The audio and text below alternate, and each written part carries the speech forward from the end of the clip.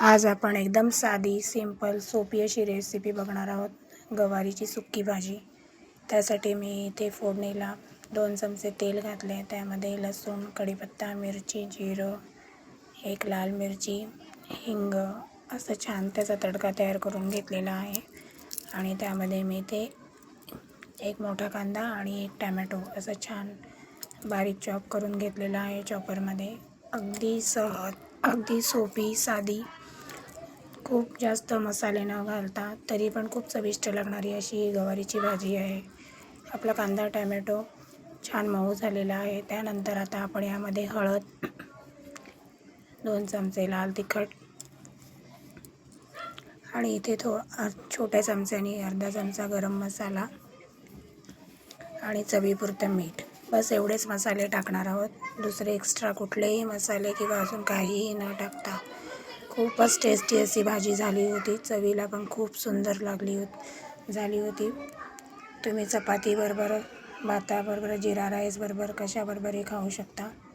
छान आता आपल्याला मसाले भाजून घ्यायचे आहेत. त्यानंतर मसाले खाली करपू नये म्हणून मी थोडंसं अगदी 2 चमचे एवढंच पाणी घातलं होतं त्यामध्ये. आणि त्यामध्ये आपले मसाले आणि कांदा टॅमॅटो तुम्ही बघू शकता छान बारीक झालेला आहे. मग आता ही आपण कापून ठेवलेली गवार आणि 1 बटाटा आहे, मोठा बटाटा, ज्याचे मी लहान लहान एकदम पातळ असे काप करून घेतलेले आहेत. त्या मसाल्यामध्ये आपल्याला पूर्ण भाजी मिक्स करायची आहे आणि वरून पाणी घालायचं नाही आहे. जेवढं पाणी आपण ग्रेव्ही शिजायला घातलेलं तेवढंच पाणी, त्याच पाण्यामध्ये वाफेवर आपल्याला ही भाजी शिजवायची आहे. तुम्ही बघू शकता इथे भाजी शिजून आपली रेडी झालेली आहे. अगदी 7 ते 8 मिनटामध्ये भाजी झालेली. इथे बटाटे आपण दाबून बघतो तर ते दाबत आहेत. मग त्यामध्ये आता आपल्याला ओला नारळचा किस घालायचा आहे भरपूरसा. आणि छान पुन्हा एकदा पूर्ण भाजीमध्ये ते ओला नारळ मिक्स करून घ्यायचा आहे. आणि वरून सगळं मिक्स झाल्यावर वरून थोडी कोथिंबीर घालूया.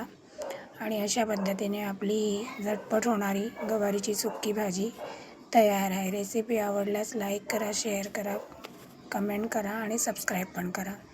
रेसिपी कशी वाटली ती नक्की कमेंट करून सांगा. आपली भाजी, सुक्की भाजी गवारीची तुम्ही बघू शकता.